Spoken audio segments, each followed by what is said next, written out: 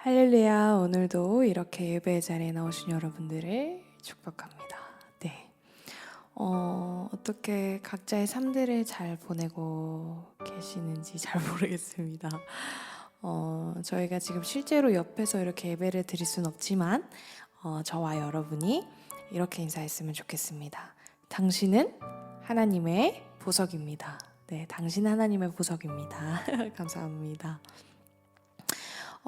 또 많은 어려움 속에 여러분들은 잘 주무시고 계시나요?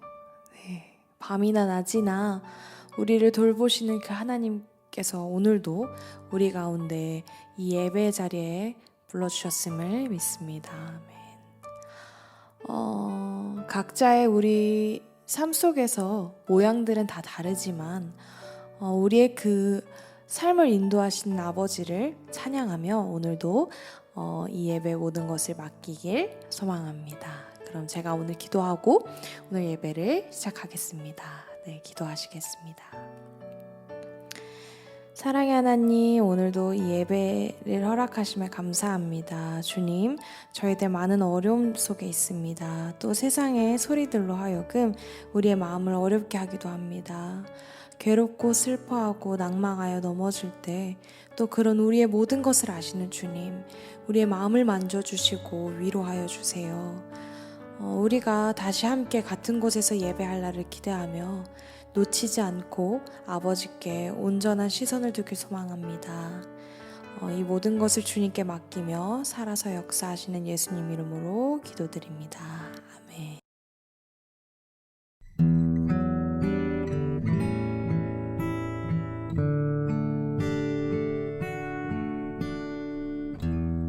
나의 소망 되신 주,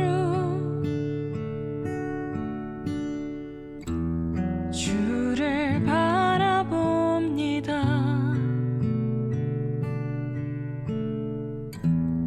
다시 오실 나의 왕 예수, 주를 기다립니다.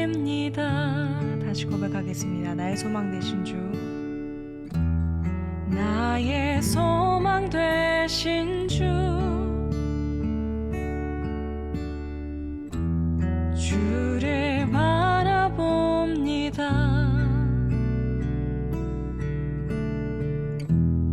다시 오실 나의 왕 예수, 주를 기다립니다. 밤이나 낮이나 밤이나 낮이나 어제나 오늘도 영원히 주만 찬양해.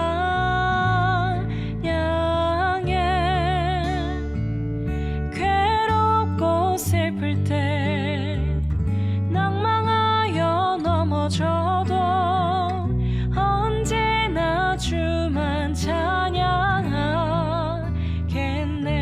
밤이나 낮이나 밤이나 낮이나 어제나 오늘도 영원히 주만 찬양해.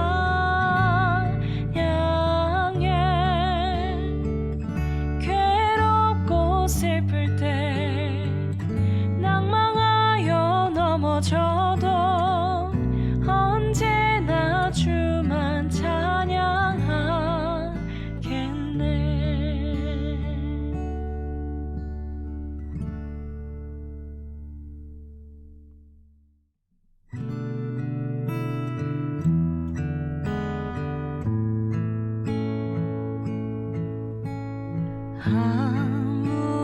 아무것도 두려워 말라.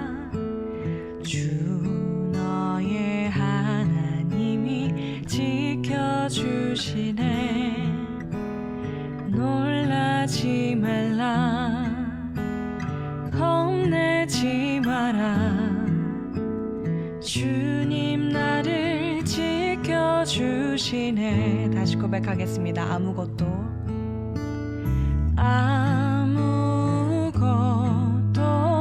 두려워 말라. 주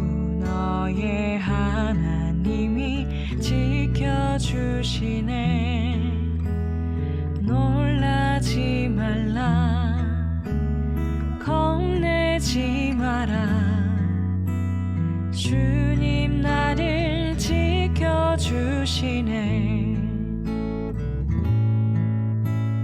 내 맘에 힘에 겨워 지칠지라도 주님 나를 지켜주시네. 세상에 험한 풍파 몰아칠 때도 주님 나를 지켜주시네.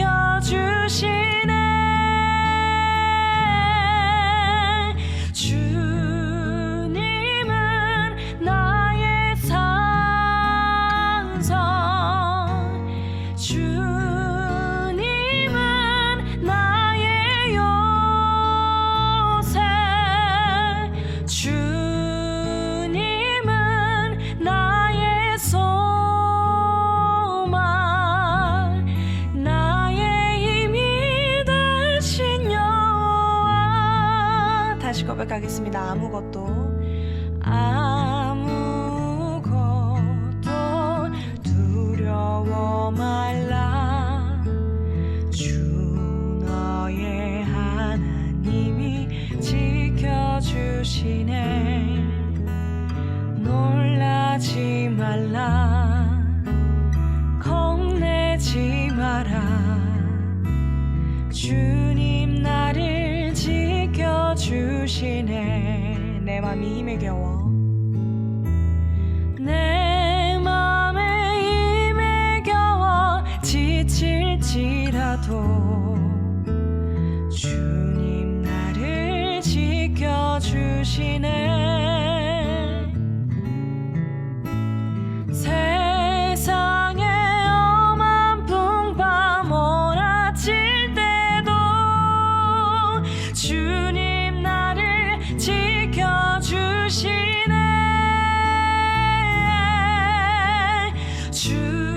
주님은 나의 산성, 주님은 나의 요새, 주님은 나의 소망,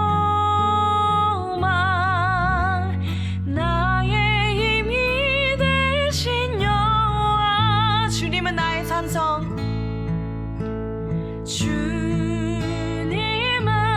나의 산성, 주님은 나의 요새, 주님은 나의 소망, 나의 힘이 되신 여호와. 나의 힘이 되신 여호와. 나의 힘이 되신 여호와.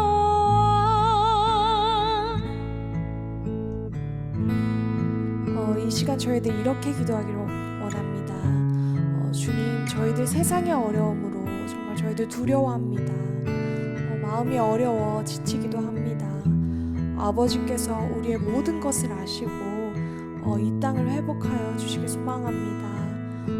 밤이나 낮이나 어제나 오늘도 아버지만 찬양하는 저희들 되게 소망하며 다 같이 이 기도 제목 가지고 기도하시겠습니다. 주님, 저희들 많이 어렵습니다. 정말 이 땅이 속히 회복되기 소망합니다. 주님.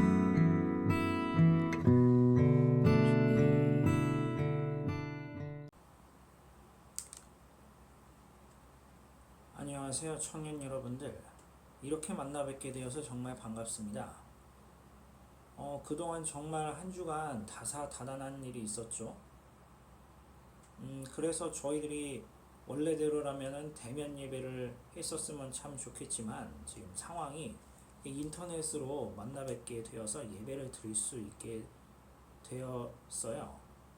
그래서 저도 좀 아쉬움이 남고 그렇긴 하지만 그래도 한편으로는 이런 식으로도 하나님께서 저희들에게 은혜를 부어주시는구나 라고 그렇게 생각을 하시면은 더욱더 감사한 마음으로, 그리고 오늘 저희들이 함께 보는 이 말씀으로도 그러면 하나님께서 많은 은혜의 충만함을 더하여 주실 것 같습니다. 자, 그럼 오늘 이 말씀을 보기에 앞서서 제가 예전에 있었던 이야기 한 가지를 한번 해볼게요. 제가 의외로 말이죠, 요리가 취미입니다. 근데 이게 제가 잘한다는 것이 아니고 그냥 취미가 요리일 뿐인 거예요.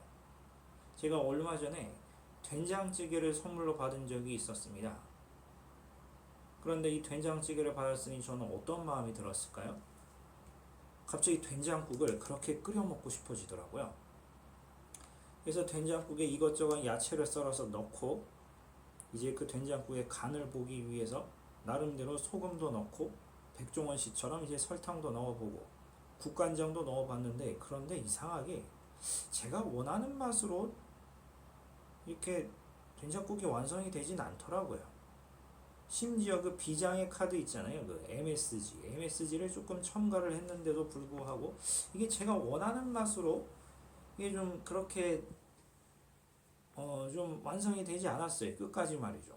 그래서 제 마음속에 이제 한 가지 좀 답답한 마음이 들기 시작하는 거예요. 그래서 제가 이제 한 가지 치명적인 실수를 했습니다. 그것은 이제 팔팔 끓고 있는 이 된장국에 국자를 담아서 이제 국물 맛을 보게 되는데, 호호 불고 맛을 봐야 되는데 제가 그냥 제 입속에 넣어버리는 것이었어요. 어떻게 됐을까요? 입안에 순식간에 드러나는 느껴지는 이 통증과 함께 제 혀가 얼얼해지더라고요. 제 혀가 살짝 데인 것이었죠. 그래서 저는 그 저녁 식사 준비하는 것을 내려두고 이제 인근 동네 약국에 가서 약사에게 자초지종을 설명을 했습니다. 제 입안에 혀가 된 것 같으니 이 증상에 알맞는 이제 좀 연고를 주세요. 근데 그 약사의 태도가 좀 약간 뭐라고 해야 되나, 좀 퉁명스러웠어요. 좀 퉁명스럽고 뭔가 제 이야기를 제대로 듣고 있지 않고 집중하지 않는 듯한 그런 모습. 거기서 저는 1차로 살짝 기분이 좀 좋진 않았죠. 그래서 저는 또 다시 답답한 마음이 들어서 이번에는 특정 약품 하나를 제가 약사에게 달라고 이야기를 했어요. 그것은 무엇이냐 하면 여러분들도 아주 잘 알고 있는 그 약이에요. 알보칠이라고 아시나요? 알보칠? 어떤 약인지 아시죠? 그 한순간에 엄청난 고통을 선사하지만 재빠르게 나을 수 있는 비장의 약이잖아요. 그래서 제가 알보칠을 달라고 약사에게 이야기를 하니까 그 약사가 무슨 반응이 나왔을까요? 갑자기 저한테 버럭 화내면서 이렇게 이야기를 하는 거예요. 아니 이 사람아, 지금 입안에 혀가 된 사람이 알보칠을 또 바르겠다고 그게 말이 되는 거야? 기다려봐, 내가 다른 연고를 내가 찾아줄게. 그렇게 이야기를 하는 거예요. 일단 그 약사가 저보다 나이가 많은 건 사실인데, 일단은 다짜고짜 이렇게 손님한테 이렇게 반말투로 이야기하는 것도 그렇고, 그 전에 좀 이제 퉁명스럽게 저를 맞이하였던 부분도 있었고, 기분이 썩 좋진 않더라고요. 그래서 이제 의사가 추천해주는 그 연고를 사두고 집으로 털레털레 오는데 여전히 기분은 그렇게 썩 좋은 느낌은 들지 않더라고요. 그래서 제가 왜 기분이 별로 좋지 않을까 곰곰이 생각을 해봤는데, 물론 그 약사의 태도도 문제가 있지만 제가 주장하는 그 약품 알보칠, 그리고 이 저의 생각이 좀 부드럽게 그 사람의 저의 생각을 좀 반대를 하더라도, 지적을 하더라도 부드럽게 돌려서 이야기를 했었으면 참 좋았을 텐데, 그 즉시 버럭 화내면서 이제 저의 의견을 그대로 반발해버리고 반대를 해버리니까 그 부분에 관해서 제가 은근히 자존심이 상했던 것 같아요. 여러분들 생각에는 제 이야기에 등장했던 이 약사가 좋은 사람처럼 느껴지시나요? 선한 사람처럼 느껴지시나요? 제가 여기서 의미를 한 가지 확장을 한번 해보도록 하겠습니다. 저희들이 생각하는, 그리고 우리 세상이 생각하는 이 선한 사람의 조건은 무엇일까요? 물론 여러 가지 조건이 있을 수 있겠죠. 근데 저는 오늘 주제에 입각해서 한 가지를 말씀을 드려보고자 하는데, 어쩌면 이거일 수도 있어요. 그 사람이 듣기 편한 말을 많이 해주고 그 사람의 마음과 심정을 고려하면서 그가 듣기 좋아하는 말을 자주 해주는 사람, 이것이 선한 사람의 기준 중에 하나 아닐까요? 직설적으로 너 왜 그래? 당신 틀렸어. 그러면 안 되지. 이렇게 확 튀어올라서 직설적인 화법을 구사하는 사람이라기보다는 이제 상대방의 마음과 상대방의 상태를 고려하여서 최대한 부드럽게 이야기해주고, 아니면 그 사람이 듣기 좋아하는 말만 골라 해주고 듣기 편한 말만 골라 해주는 그러한 모습, 그러한 것이 세상 사람들이 이야기하는 선한 사람의 조건 중에 하나 아닐까요? 그러면 이제부터 성경 이야기로 가보도록 하겠습니다. 과연 그럼 예수님은 이 세상 사람들의 기준에 의해서 선한 분일까요? 오늘 저는 두 가지 말씀을 찾아왔는데요. 첫 번째는 바로 마가복음 10장에 있는 바리새인들과 있었던 이혼 논쟁입니다. 바리새인들이 어느 날 예수님을 찾아왔어요. 그래서 이 다짜고짜 바리새인들이 예수님께 질문을 하기 시작합니다. 선생님이요, 사람이 아내를 버리는 것이 옳은 것입니까? 이 말의 의미가 무엇인지 아시나요? 선생님, 이혼을 해도 되는 겁니까? 안 해도 되는 겁니까? 이혼이 악한 것입니까? 선한 것입니까? 이렇게 물어보는 것이죠. 그런데 바리새인들은 이 질문이 정말로 궁금해서 예수님께 질문을 했던 것이 아니었습니다. 예수님을 책잡기 위해서 질문한 거예요. 만약에 예수님께서 거기서 이혼은 악한 것이다 라고 이야기를 한다면 분명히 바리새인들은 이렇게 나왔을 것입니다. 그럴 리가요. 우리가 믿고 있는 이 모세의 율법 가운데 분명히 이혼법이 있지 않습니까? 그러면 예수 당신은 율법을 어기는 자이기 때문에 우리가 고발을 해도 할 말이 없겠군요 하고는 고발할 구실을 찾기 위해서 이런 질문을 한 거예요. 또 한편으로 예수님께서 만약에 이혼은 해도 되는 것이다 그렇게 말씀을 하셨다면 예수 당신은 가정 파괴범 아니냐? 왜 이혼을 그렇게 옹호하는 거냐? 그건 나쁜 거 아니냐? 그러면서 악소문을 퍼뜨리기 위한 예수님께서 이혼은 하면 안 된다라고 말씀하셔도, 그리고 이혼을 해도 된다라고 말씀하셔도 어떤 식으로든 바리새인들은 예수님을 모함할 그런 국리를 가지고 이러한 질문을 하는 것이었죠. 이때 예수님의 반응은 어떠했을까요? 예수님께서는 그 바리새인들을 향하여 어떠한 말씀을 하셨을까요? 그때 예수님께서는 그들을 이렇게 말씀하셨습니다. 그것은 너희들 마음이 완악하기 때문에 어쩔 수 없이 모세의 율법에 이혼이 포함된 것이 아니냐. 원칙적으로 이혼은 절대로 해서는 안 되는 것이다. 강하게 말씀하셨죠. 근데 여기서 저희들이 주목해야 되는 것은 이혼 논쟁에 관한 이 찬반 여론의 이야기를 하고자 하는 것이 아니라 예수님이 바리새인들 향해서 말씀하셨던 이런 언어의 태도에 있었습니다. 예수님이 바리새인들을 향하여 너희들이 완악하다라고 이렇게 말씀하셨는데, 그러면 그러한 예수님의 이러한 이러한 예수님의 말씀은 바리새인들 입장에서 보았을 때 듣기 편한 말일까요? 그 사람들의 심정과 감정을 고려하면서 돌려서 말하는 부드러운 말하기였을까요? 그렇지 않지 않았을까요? 상당히 직설적인 화법을 구사하셨습니다. 이 부분에 관해서 여러분들은 어떻게 생각하시나요?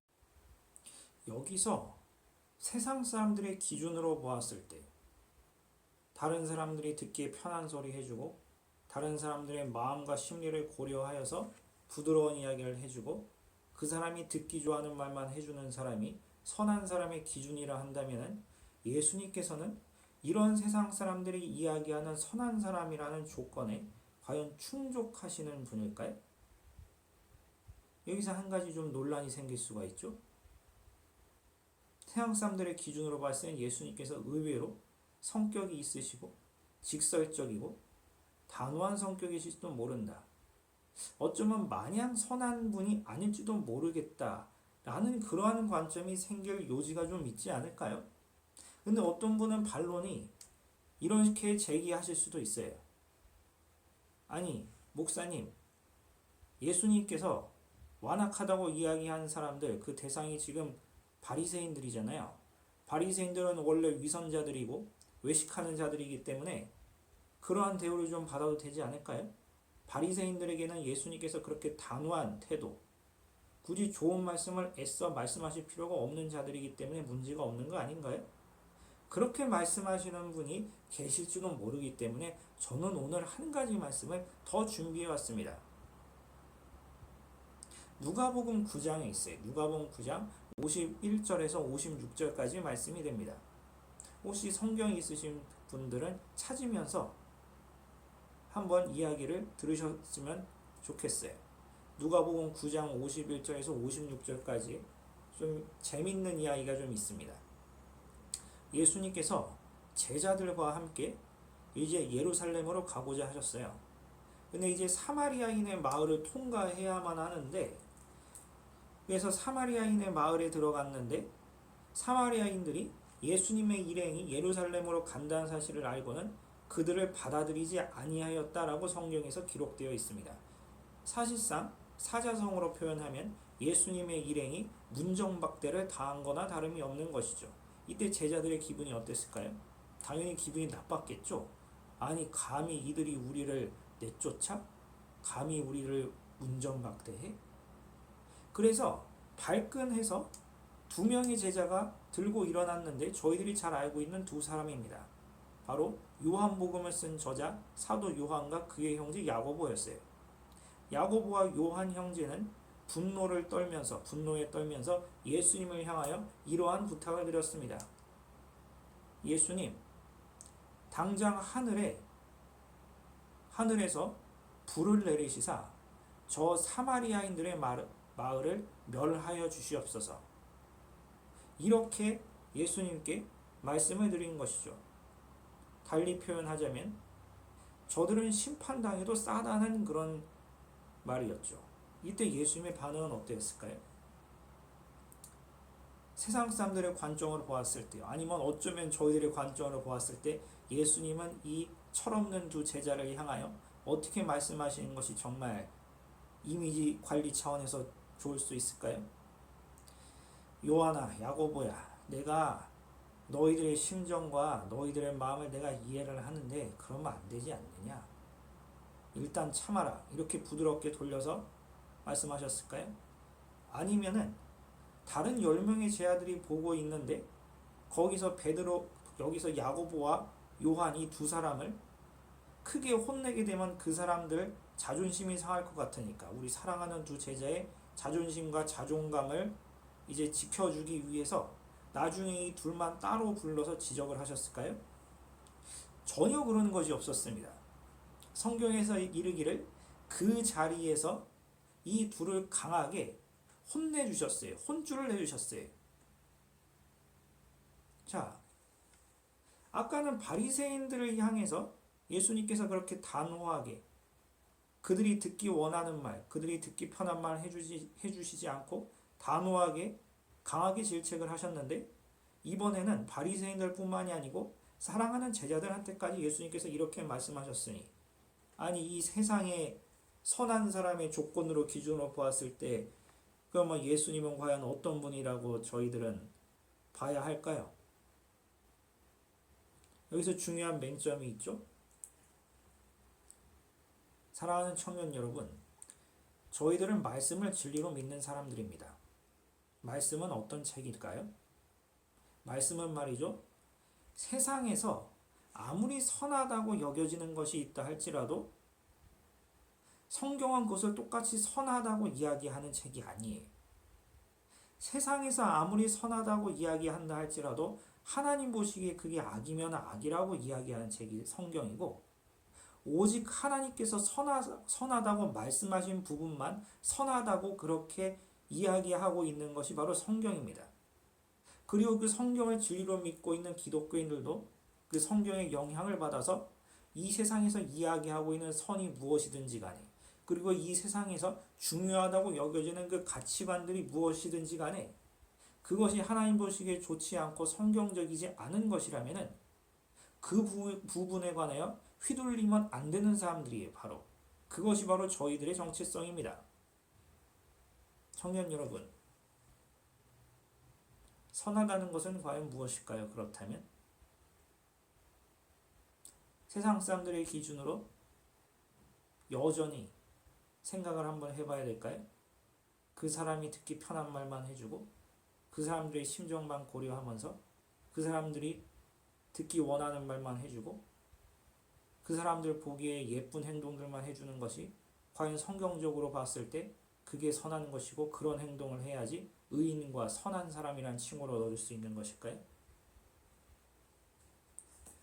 저는 한 가지 교회사적인 예시를 들어보도록 하겠습니다. 바로 초대교회인데요. 초대교회가 한창 박해를 당할 당시에 로마 사회도 로마 사회 나름대로 참 문제가 많았습니다. 로마 사회는 고질적인 병리 현상에 시달리고 있었는데요. 여러 가지가 있어서 그걸 다 설명해드릴 수가 없어요. 그래서 저는 크게 두 가지 측면으로 요약을 해드리도록 하겠습니다. 로마 사회는 인권유린과 그리고 낙태와 같은 문제가 너무나 심했어요. 다른 나라에서 잡아온 노예를 인간 이하의 가축급으로 취급하였고 그리고 낙태가 굉장히 빈번하고 성행하는 일들이 벌어졌습니다.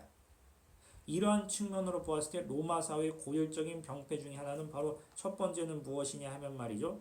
생명경시풍조입니다. 반생명적인 모습을 보여주고 있어요. 그럼 두 번째는 무엇일까요? 두 번째는 성적인 문란함과 바로 동성애 문제예요. 그 사회가 성적으로 굉장히 문란하고 동성애가 만연하게 된다면 결과적으로 무슨 일이 벌어지는지 아시나요? 가정이 해체가 됩니다. 남녀가 서로 분리되어 버리고 가정을 왜 꾸려야 하고 가정을 왜 지켜야 하는지 근본적으로 아무런 자각이 없는 사회가 되어버려요. 정리해보자면 이 두 가지 병리 현상을 크게 경험하고 있었습니다. 첫 번째로 반생명적인 모습, 생명경시풍조와 두 번째, 가정이 해체되고 있다는 것입니다. 이 부분에 관해서는 제가 유튜브로 초대교회에서 세미나를 진행 중에 있으니 그 영상을 보시면은 아마 더 많은 정보를 얻으실 수 있을 것입니다. 그래서 이 생명경시 풍조와 가정의 해체 부분에 관해서는 충분히 로마인들도 기독교인이 아닌 일반적인 로마인들도 문제를 자각하고 있었어요. 다만 문제는 더 큰 문제는 문제를 자각하고 있는데 스스로 그거를 자정할 수 있을 만한 능력도 의지도 가지지 못했다는 것이었어요. 근데 여기서 갑자기 누군가 사람들이 일어나기 시작했습니다. 누구였을까요? 그렇게 로마인들로부터 박해와 괄시를 받던 기독교인들이 등장하여서 이 사회의 악한 부분에 관해서 악한 것은 악하다라고 이야기를 담대하게 전하기 시작했어요. 이 무너지고 있는 사회 질서와 정의에 관하여 이건 하나님 보시기에 악한 것이고 그리고 성경적으로 이렇게 해야 된다. 해결책까지 제시해주기 시작하였습니다. 근데 여기서 한번 상식적으로 생각을 한번 해볼까요? 이게 기독교인들이 그 당시 사회적으로 뭐 엄청난 존경을 받고 있다던가 사랑을 받고 있기 때문에 그 인기에 힘입어서 이 사회를 악하다고 이야기하고 해결책을 제시해 주려고 하고 있으면 사람들이 아 그렇구나 저 사람들 말 들어야지 그랬겠죠. 아니 그런데 다른 사람들도 아니고 굉장히 박해받고 숨어서 지하 무덤에서 예배나 드리던 사람들이 자기 몸 관리하기도 힘든 사람들이 그렇게 욕먹는 사람들이 아니 대체 뭐가 잘났다고 이 사회를 악하다고 이야기하고 자기들이 대체 뭐라고 해결책을 제시해 주려고 한다는 것입니다. 이러한 기독교인들의 모습은 상당히 조금 약간 일반적인 표현이긴 한데 좀 어이가 없을 수 있어요. 왜 어이가 없는지 한번 예를 한번 들어볼까요? 만약에 사회생활 하시는 청년 여러분들 또는 대학교 생활하시는 청년 여러분들도 이제 각자 인간관계를 맺으면서 살아가고 계시잖아요. 근데 여러분들이 잘못한 게 하나도 없는데 주위 사람들이 여러분들에 관하여 굉장히 나쁜 소문을 퍼뜨려서 여러분들의 이미지가 굉장히 많이 추락을 했어요. 그럼 여러분들이 추락하고 있는 이미지를 개선시키기 위하여 저희들이 취해야 되는 행동은 무엇일까요? 이거 아닐까요?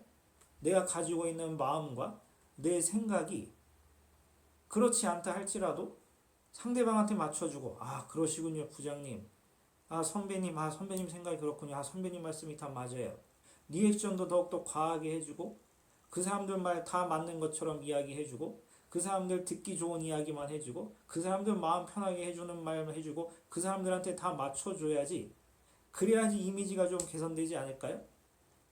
근데 기독교인들을 보세요.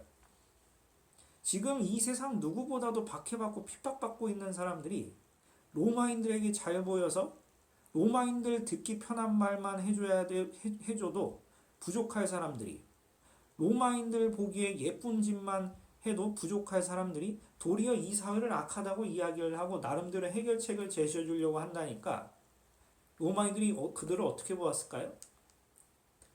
더 악하게 보았겠죠. 더 나쁘게 보았겠죠. 그들의 관점으로는 말이죠. 무슨 화롯불에 휘발유를 드럼통으로 몇 개를 때려 붓는 그런 행동처럼 보입니다.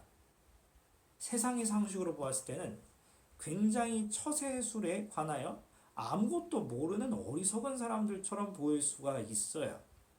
그러면 기독교인들이 틀린 걸까요? 초대교회 우리 믿음의 선배들이 틀린 걸까요?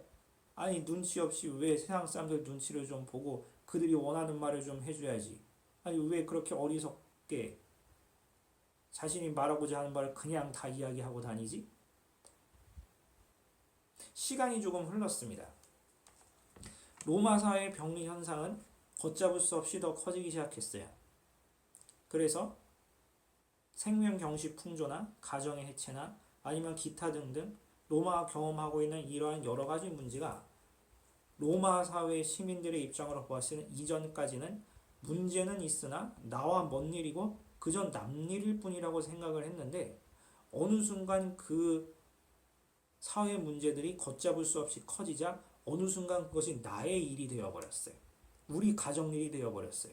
우리 가정이 깨어져 버리고 우리 가정에 반생명적인 일들이 벌어지기 시작했어요. 자기 일이 되기 시작한 거예요. 그때 그리스도인들의 말을 무시하고 로마 스스로 뭔가 해보려고 하다가 걷잡을 수 없이 사태가 커진 뒤에야 그제서야 로마인들이 이렇게 이야기를 하기 시작합니다. 내가 예전에는 다른 사람들과 함께 기독교인들을 비판하고 조롱하기를 즐겨하고 그들을 굉장히 무시하고 그들이 하는 말을 아예 듣지도 않았는데, 이 로마의 악한 사회 현상이 나와 가까운 일이 되어버리니까 예전에 기독교인들이 했던 말이 다 맞았구나, 이렇게 이야기하면서 재평가를 하기 시작했습니다. 과거에 핍박받으면서 그렇게 부르짖었던 진리와 본질을 지키고자 했던 기독교인들의 말이 로마인들이 보았을 때 이제는 그때 그들의 말이 다 맞았다는 거예요. 재평가가 시작되는 것이죠. 여기서 저희들이 한 가지 중요한 점을 알 수 있습니다. 진리는 말이죠, 현재의 시각으로 절대 판단해서는 안 되는 것입니다. 진리를 주장하고 하나님의 말씀을 주장할 때 이 현재, 이 현시대 사람들과 이 사회가 성경과 기독교인들을 어떤 식으로 생각하는지는 그거는 중요한 것이 아니에요. 진리는 말이죠, 미래의 시각으로 봐야 되는 것입니다.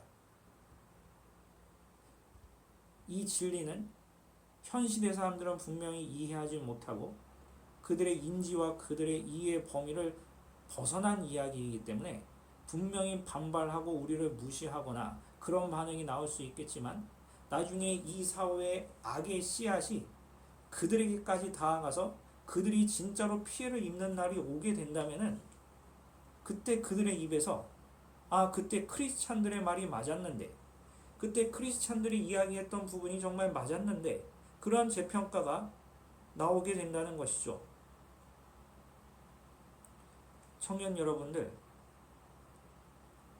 저희들은 정말 많은 것들을 생각을 해봐야 됩니다.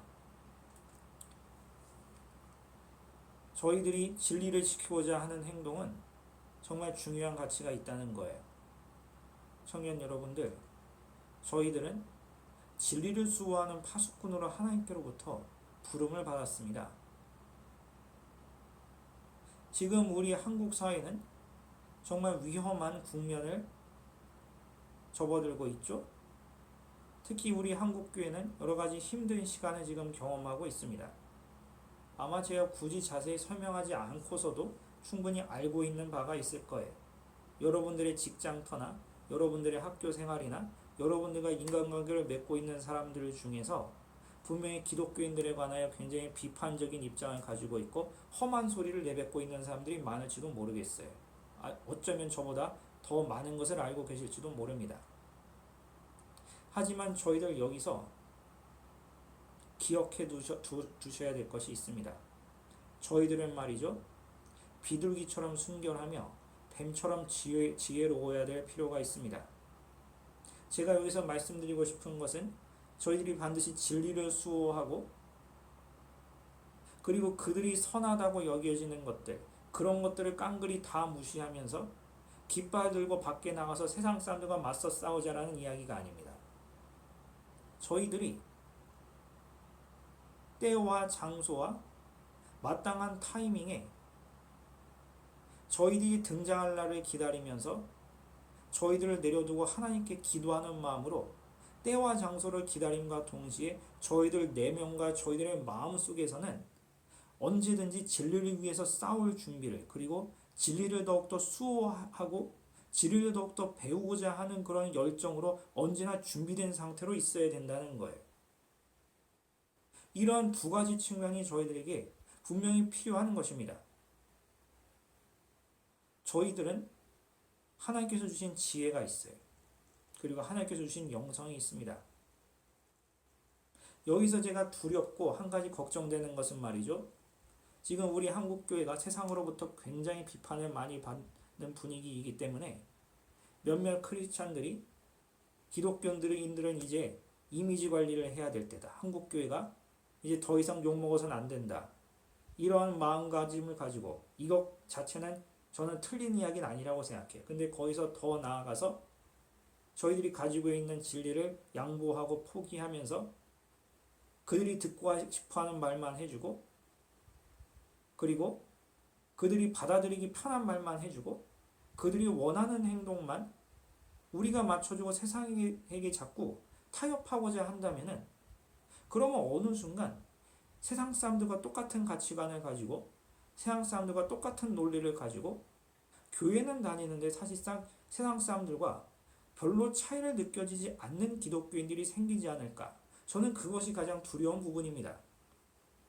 청년 여러분들, 마지막으로 이거 한 문장만 함께 마음속에 새기셨으면 좋겠습니다.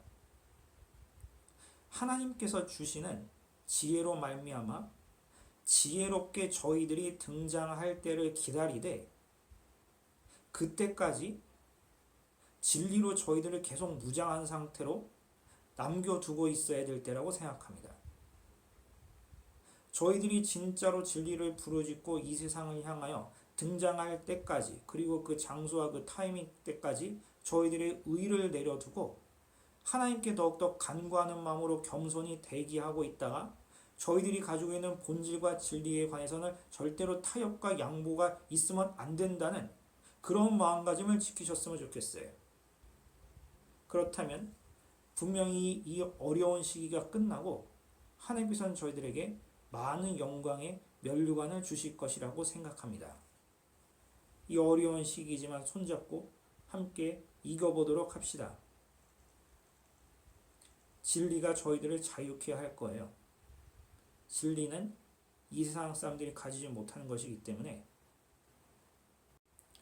분명히 저희들은 이 세상 사람들과 구별된 특별한 사람으로 남을 것이며, 끝까지 진리를 지키고 하나님 편에 선 저희들이 이 모든 시기가 끝난 다음에 분명히 하나님께로부터, 사람으로부터 영광받는 날이 오게 될 것입니다. 지금 현재 저희들의 시각으로 보았을 때는 저희들은 무명한 자들이지만 분명히 하나님께서 저희들을 유명한 자로 바꿔주실 거라고 저는 확신하고 여러분들도 확신하셨으면 좋겠습니다. 정말 한 주간 승리하시고 다음 주에는 어떤 식으로 만나게 될지 저도 그렇게 짐작을 못하기 때문에 확실하게 말씀을 못 드리겠지만, 그래도 어떤 식으로든 함께 하나님과 소통하면서, 그리고 형제자매들끼리도 소통하면서 서로 사랑하고 불쌍히 여기는 한 주가 되었으면 좋겠습니다. 함께 힘내보시고 저희들은 반드시 승리할 것입니다. 담대함을 가지고 나아가도록 합시다. 그러면은 제가 기도하도록 하겠습니다. 이 영상을 보고 계신 청년 여러분들, 다 함께 눈 감고 두 손 모으고 마지막 마침 기도를 하나님께 올려드림으로써 오늘 청년부 예배를 마치도록 하겠습니다. 기도하겠습니다. 살아계신 하나님 아버지, 오늘 이렇게 하나님께서 귀한 시간과 귀한 은혜를 허락하여 주시는 데 감사드리옵나이다. 하나님, 이 세상이 너무나 악합니다. 대체 선한 것이 무엇이고 악한 것이 무엇인지 이 세상 사람들의 기준이 난무하고 있사옵나이다. 주님, 저희들은 이 성경 속에서 이야기하고 있는 선을 쫓는 자들이 될 수 있도록 하게 해주옵시고, 때로는 세상 사람들로부터 무시받고, 그리고 세상 사람들이 원하는 답을 내놓지 않는 자들이 된다 할지라도 언제나 진리 편에 서고 하나님 편에 서면서 언젠가는, 미래에는 하나님께서 영광의 관을 씌워주시고 사람들에게도 재평가 받게 될 날이 오게 될 줄 믿사옵나이다. 주님, 그때까지 저희들이 무너지지 않도록 하게 해주옵시고 언제나 담대함으로 영적으로 선한 싸움으로 승리하는 저들 모두가 될 수 있도록 하게 해주시옵소서. 코로나 바이러스로 말미암아 현재까지 많은 경제적으로나 그리고 여러 가지로 정서적으로 힘듦을 경험하고 있는 청년들도 있사옵나이다. 그들 마음대 위로함과 그리고 그들의 심령 가운데 하나님께 주시는 많은 보호하심이 있기를 간절히 바랐고 원하오며, 지금도 살아 역사하시는 예수 그리스도의 이름으로 기도드렸습니다. 아멘.